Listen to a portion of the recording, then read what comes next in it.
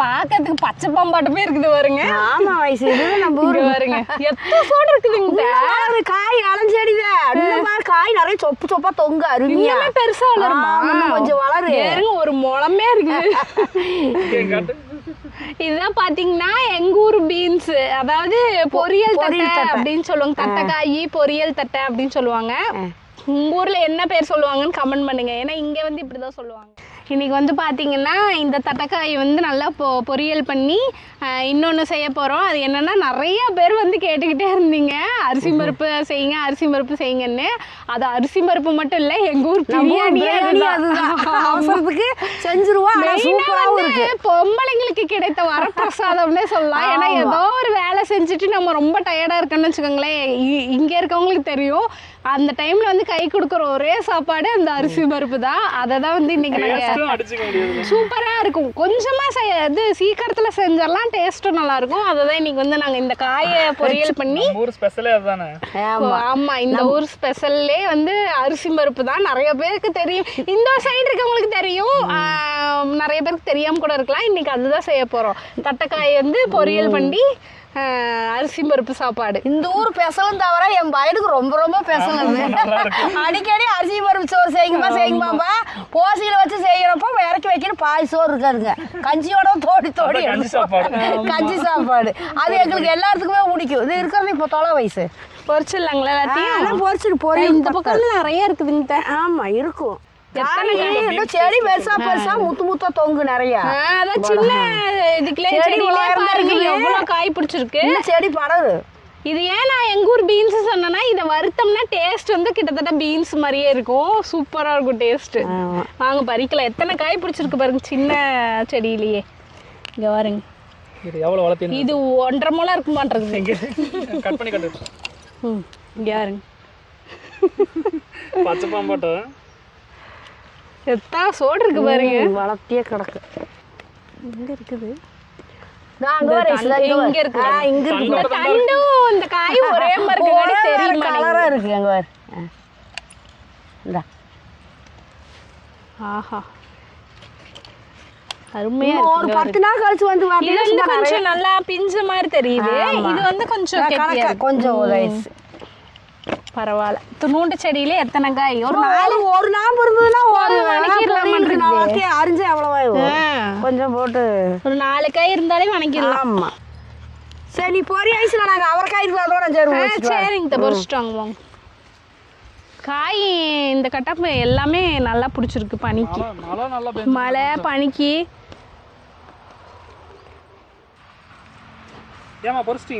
பொரிச்சிட்டு ஒரு 4 செடி பார்த்தா எல்லாம் பூ வைக்குது. எல்லாம் இளஞ்செடி ஒரு அங்கே ஒன்று கொண்டா இருக்குது. பச்சைக்காய் இதில் 5 இருக்குது பொரிச்சிட்டு. பச்சைக்காய் சிவப்பு காய் 2 கலந்து பொரிச்சு வச்சுக்கிறீங்க. ஆமாம், அப்புறம் அது சிவப்பு காய் இது பச்சைக்காய் பார்த்தா எல்லாம் பூவு அங்கேயும் இங்கேயும் காய்க்குது. இன்னொரு ரேட்டு போனால் எல்லாம் நிறைய பிடிச்சிரு. பூ பாரு நிறைய எல்லாம் கொட்டியும் போச்சு.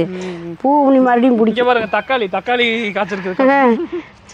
தக்காளி செடி முடிச்சு போனா தக்காளி இருக்கு. ஆமா, நீங்க கால் வைக்கிற இடம். ஆமா, அப்புறம் நான் என்ன பண்றதா? தக்காளி பாருங்க, ஒரு ரவுண்டுக்கு அடுத்து ரெடி ஆயிட்டு இருக்கு.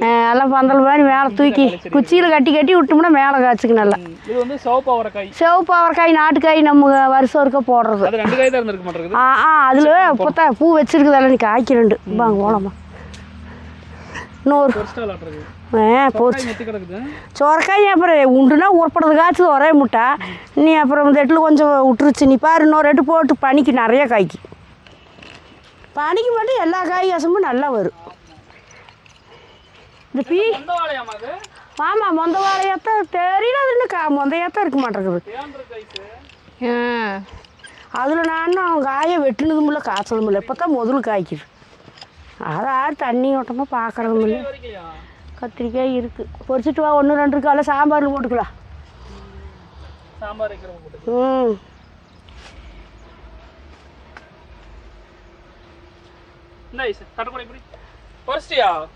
பொரிச்சாச்சுங்க. பாவக்காய் அங்கே போய் பொரிச்சுக்கலாம். இங்கே வாங்க, இந்த ரெடியாகி என்னைய பொரின்னு காமிக்குது பாருங்க. அவரைக்காய் இங்கே வருங்க. இவ்வளோ வந்துருச்சாங்க. வந்துருச்சு. வரும் இன்னும் கூட இருக்குதல்ல பிஞ்சு. ஒரு பொரியலுக்கே ஆகுமே. அதோட பச்சைக்காய் இதுல எல்லாம் காய் பார்த்தா பிடிச்சிருக்குது. இப்போ மிஸ்குன்னு உரைச்சு போட்ட ஆசையன்னு இருக்கும்னு அப்புறம் பார்த்தா இப்போ தான் பூவும் பிஞ்சு. இங்க பாருங்க ஒருத்தர் ரெடி ஆயிட்டு சாம்பார் கூட ஓட்டுக்கல, காயெல்லாம் போட இல்லை, நல்லா இருக்கு. அப்படியே இலையோட தைக்கிறது நல்லா இருக்கும். எல்லா காயும் போட்டு பருப்பு போட்டு சாம்பார் வச்சுட்டா 2 நாளைக்குனாலும் அந்த கோயில்ல செடிக்குள்ள அதெல்லாம் சகசம் தான் இருக்கு. நல்ல வேலை கடிக்கல. அப்படியே நேரம் பிடிச்சிக்கலாம் ஐஸ், அப்படியே காய் வாக்குல நேரம் அழுது வந்து பொறிச்சிட்டு 2 பச்சை மிளகாய் சாம்பார் தான் அடிக்கிறதுக்கு. இங்க பாருங்க முள்ளங்கி செடி பார்க்காதவங்கள பாத்துக்கங்க. இப்பதான் ஊடி இருக்கிறா, இது ஊடுனது எல்லாம் ஒரு செடி வந்துருச்சு. பச்சை மிளகாய் 4 பொறிச்சுக்கலாம் சாம்பார். இந்த செடியில அப்பப்ப பொறிக்கி பார்த்தா 4 தான் இருக்குது, வந்துட்டே இருக்குது. நான் ஊடு செலவுக்கு இல்லைங்க தாளிக்கிறேன். இன்னொரு ரேட்டு போயிட்டு எல்லாம் வந்துடும் நிறைய. எல்லாம் டேய் எங்கடா கடுவா செடி பாடு புதிக்கிறீங்க.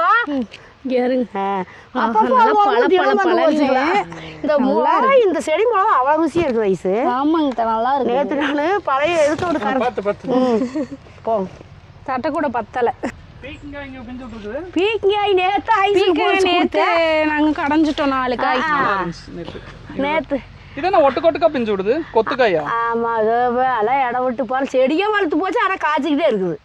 சரி ஐசுவா பாவக்காய் இருக்குது, அதையும் பொறிச்சிட்டு வந்துடலாம். ஏங்க இத்தனை காய் இருக்குது, இன்னும் பொறிச்சுக்கலாம். அப்புறம் மறந்துட்டா பழுத்து போயிடும் வீணா. நிறைய இருக்குதா? 2-3 காய் பெருசாயிடுது, நல்லாவே பெருசாயிடுச்சு. கரண்டுக்கு இல்லை, அப்புறம் நீ இதுக்கு கணக்கான இத்தனை காய் இருக்கு. இங்க பாருங்க இங்க ஒரு காய் இருக்குது காய் வளைஞ்சிருக்குது. இந்த காய் அது ஒவ்வொரு காய் கொஞ்சம் கோணச்சு நிலா வட்டுறது வருங்க. நிலா காய் இந்த பக்கம் திரும்ப மாட்டேன்னு திரும்பிட்டு நிக்குது கோவச்சிட்டு. ஆமாங்க பறிச்செல்லாம் பறிக்கிற இது வந்துருச்சு. வெட்டிரு இங்க காய் நல்லா சல்லையாட்ட 2 காய் இந்த கூட குழம்பு வச்சுக்கல, மிளகாட்டி குழம்பு வச்சேன். 3 காய் இருக்குது இருக்கே நல்லா கொஞ்சம் வீக்கா தான் இருக்குது. ஆனாலும் இந்த பரவாயில்ல பறந்துருக்கு. அது லைட்டா உழுவுத்தான் செய்யும், ஆனாலும் காய்ச்சிட்டே தான் இருக்குது. இங்க பாருங்க ஒரு கூறாச்சா 20 ரூபாயா? இது சந்தையில தான் 20 ரூபா, கடையில இது போடுவாங்க 40 ரூபா பில்லு போடுவாங்க. செடியில இருந்து ஒரு காய்ச்சல் நேரம் வராது, நான் வாங்கிட்டு வரதெல்லாம். ரைஸ் காயெல்லாம் கூட கழுவலாம் இல்ல, அதற்கு கூறு வச்சுட்டு இருக்கிறேன். கழுவுனதாங்க அதுக்கு முன்னாடி எடை போட்டு பாத்தரலாம். எப்போ வாங்குனீங்க? அது போன மாசமே வாங்கிட்டோம். காய் நம்ம இங்க நிறைய காய்க்குது இல்ல, எவ்வளவு இடம் இருக்குன்னு தெரிய மாட்டேங்குது இல்ல, அதெல்லாம் வாங்கணும். அது இன்னைக்காவது பாத்தரலாம், இத்தனை நாள் எடுக்க மறந்துச்சு. காய் ஒண்ணு கலந்து வந்திருக்கு. அது எங்க ஒரு செடி இருந்தது, கொத்தரக்காய் செடி, அது அது வீணா பண்ண போவாங்க. சாம்பார்ல எல்லா காயும் போட்டு சாம்பார் வச்சா நல்லா இருக்கு. எந்த காயா இருந்தா என்ன? ஃபர்ஸ்ட் என்ன காய் போடுவோம்? அவரைக்காய் போடுவோமா?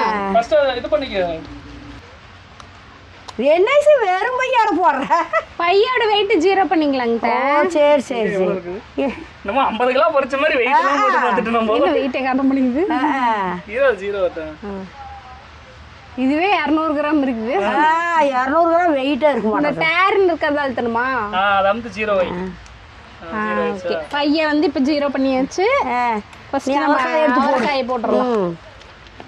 அவரைக்காய் எவ்வளவு இருக்கும்? எப்படி 300 காக்கலாம். அவரைக்காய் தான் வெயிட் ரொம்ப கம்மியா இருக்குல்ல, பாப்போம் எவ்வளவு வருதுன்னு. வாங்க கிட்டதல காட்டுங்க, வாங்க எவ்வளவு வருதுன்னு பார்க்கலாம். அரை கிலோக்கு 100 கிராம் கம்மியா இருக்குது. 400 கிராம். 400 கிராம் இருக்கா? அரை கிலோ பக்கம் இருக்கு. 5 கிராம் இருக்கா? இன்னும் காய் நிறைய புடிச்சா 2 கிலோ 3 கிலோ வரும். அப்புறம் பெண்மணி தான் வரும்னு நினைச்சேன். பாத்தீங்களா, அதான் இந்த வெயிட் மிஷின் இருந்தா நமக்கு நல்லா தெரிஞ்சுக்கணும் சொல்லி கண்டுக்கல. இது பாரு, இந்த காய் தட்டக்காய் போடுவோம். தட்டக்காயெல்லாம் நான் ரெண்டுக்கு போட சும்மா ஒரு கத்தையாட்ட கட்டிக்கலாம் நல்லா. பாம்பு காய். ஆமா இப்போதான் ஃபர்ஸ்ட் காய் பொரிச்சிருக்கோம். இதெல்லாம் அதை நீ அறியறதுக்குள்ளே கட் பண்ணி அது பாம்பு குட்டியும் வாழாட கிடக்குது. இதுல இருக்கு எவ்வளவு இருக்குன்னு சொல்லுங்க. எவ்வளவு இருக்குது? காக்கலாம் இருக்குமா? 200 கிராம் இருக்குமா? இங்க திரும்ப 200 கிராமா? இங்க பாருங்க. ஆனா 330 கிராம் பாரு, ஒரு 4 காய் தான் இருக்க பாருங்க. 1 கிலோக்கு மேல இருக்குது.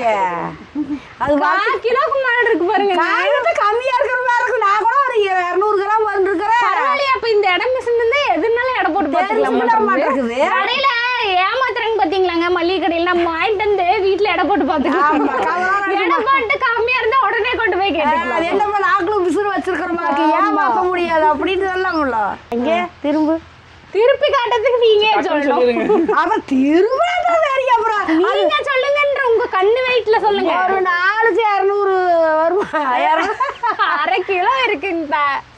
465 கிராம் இருக்கு. பார்த்த காய் நல்லா பெரிய பெரிய காயா இருக்குல்ல. பொறிச்சோன்னே நல்லா நீர் தண்ணியே நல்லா இருக்கு காய். பரவாயில்ல, இது ஒண்ணு வாங்கினது நல்ல பிரயோஜனம். பாகாய் போடு. இந்த கீரை கூட பொரியல் பண்ணா நல்லா இருக்குமாமா. ஆமா, முள்ளங்கீரையே செய்யறாங்க. முள்ளங்கீரை நிறைய செய்யறாங்க, விக்கிறது அங்க வாங்கலாம். ஆனா நான் செஞ்சதே இல்ல முள்ளங்கீரை. வெளி இந்த சைனீஸ்ங்கிற மாதிரி சைனால இது சூப்பா குடிக்கிறாங்க. அதான் தலையில நாமும் செய்யலாம். அதனால வந்து எது கிடைச்சாலும் இப்ப கடவுனே கிடைச்சாலும் காதை எடுத்து சூப் போட்டுருவோம்.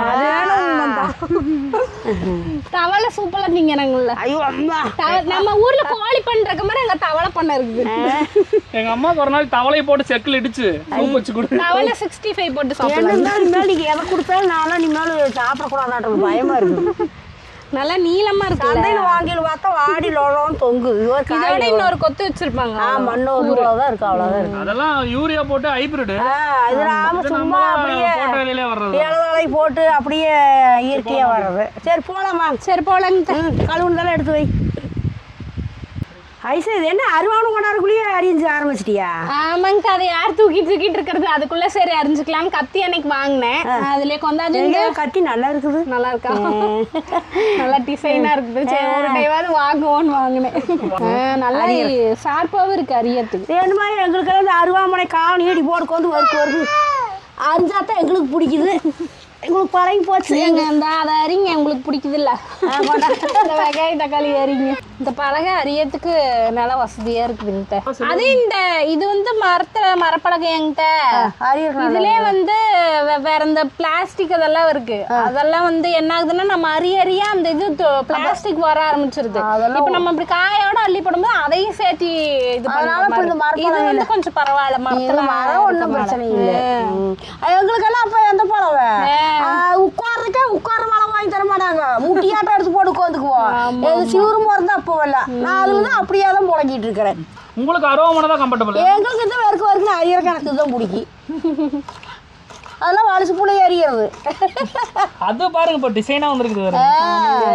பறக்க சைனீஸ் கத்தி ஆட்டம். ஒரே மாதிரி இப்படி இருக்கிறதுக்கு இது கொஞ்சம் டிசைன் நல்லா இருக்கு. இருக்குது நல்லா தான் இருக்க மாட்டேன். இருக்கு இங்க எங்களுக்குலாம் நின்னுக்கிட்டே அப்புறம் பக்கத்துலயே ஸ்லாப்புகள் இருக்கா, நின்னுக்கிட்டே வேலை செய்து இந்த போர்டு இந்த கத்தி தான் ஈஸி.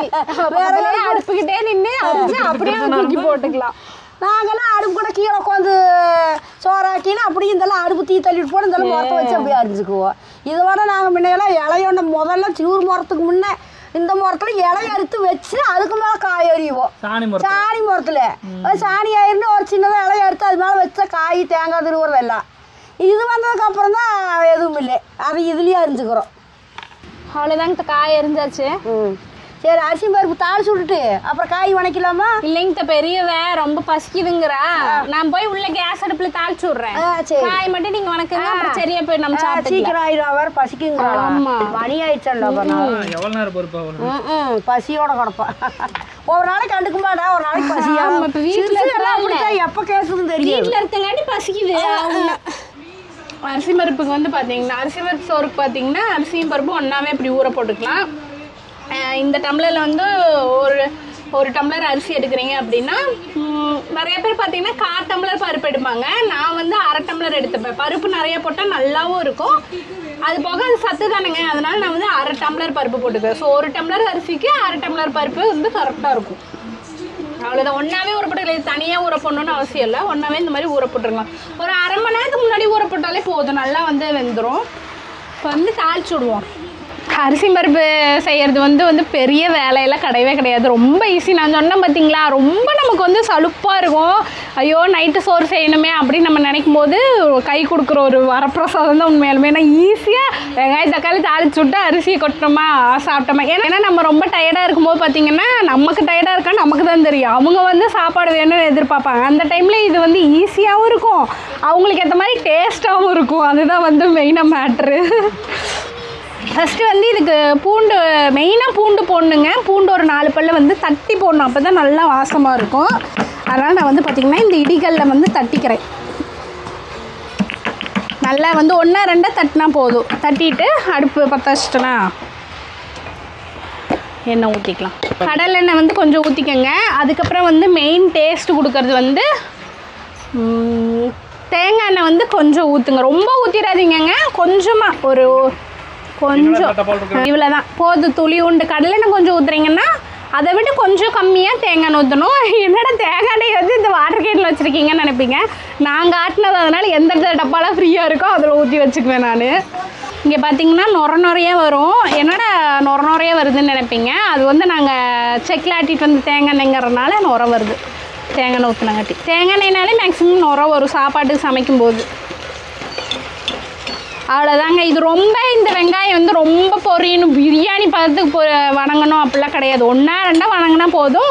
மெயினாக இதில் இன்னொன்று என்னென்னா தக்காளி வந்து கொஞ்சம் இப்போ 2 தக்காளி போடுறீங்கன்னா இன்னும் 1 தக்காளி சேர்த்து போட்டிங்கன்னா டேஸ்ட் நல்லாயிருக்கும். நான் வந்து 1 தக்காளி எக்ஸ்ட்ரா தான் போடுவேன் எப்போவுமே. இதில் பார்த்தீங்கன்னா ஒரு 4 வெங்காயம் போட்டிருக்கோம். சின்ன சின்ன வெங்காயம் தான் 4 வெங்காயம் போட்டிருக்கேன்னா நான் வந்து ஒரு 3 தக்காளி காட்டினேன் பார்த்தீங்களா, 3 தக்காளி வந்து போட்டிருக்கேன். இனி வந்து நம்ம இந்த வணங்க வேண்டியதெல்லாம் போட்டாச்சு. இனி தூள் என்னென்ன போடுறோன்னு பாருங்கள். மஞ்சத்தூள், மெயினாக மஞ்சத்தூள் போடணும். கொஞ்சம் உண்டுனா போடுங்க அரிசி பருப்புக்கு, ஏன்னா நிறம் கொடுக்கும் அதுதான். அடுத்து வந்து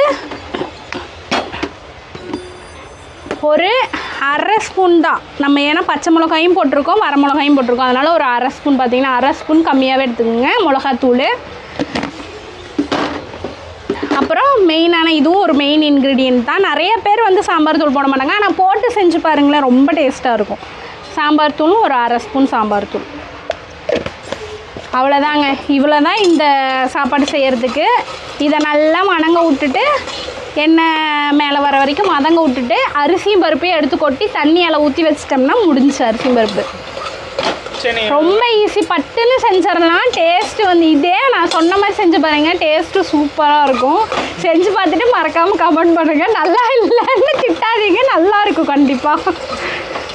சரி, அடுத்து நம்ம எங்கள் அம்மா காய் வணக்கிட்டாங்களா? போங்க. நான் சாப்பாடை கொட்டி அளவு தண்ணி ஊற்றுறது, அவ்வளோதான், முடிஞ்சு பிரியாணி மாதிரி. ஆமாம்.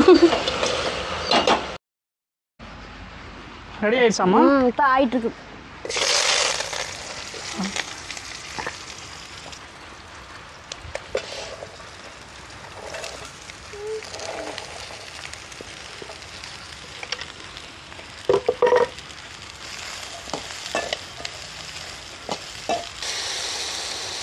எண்ணெயில் வணக்கணும் அந்த அளவுக்கு எண்ணெய் ஊற்றி வணக்கல, அதெல்லாம் உடம்பு கெடுதல். அத்தனை எண்ணெய் ஊற்றக்கூடாது, ஒரு அளவுக்கு தான். காயை தண்ணியில் வந்தாவே நல்லா இருக்குது. தேங்காயெல்லாம் போட்டு தாளித்து எடுத்து வச்சா அருமையாக இருக்கும். தேங்காய் வெந்ததுக்கப்புறம் இறக்கி வச்சுக்கலாம். சரி, அவ்வளோதான். நீங்கள் பண்ணுங்க. அதான் குக்கர் விசில் வந்துருச்சுன்னா எடுத்துகிட்டு வரேன். போய் எடுத்துட்டு வாங்க, அதுக்குள்ளே நான் ரெடி பண்ணிடுறேன். காய் வணக்கிட்டீங்களாங்க? வணக்காச்சு ஐஸு ரெடி ஆயிடுச்சா? எல்லாம் எடுத்துருவா தம்பி. சோறு நாய்க்கு கொஞ்சம் வச்சிருக்கிறேன், அதிலே போட்டால் நாய்க்கு ஆயிக்கும். வெந்துவா எடுத்துக்கல. ஆமாம், மெயின் இந்த சாப்பாட்டுக்கு ஒரு துண்டுக்கால அது வச்சா நல்லா இருக்கு. இலையை எடுத்துட்டு வந்து போய் இலையை எடுத்துட்டு வந்துருவோம். அப்படியே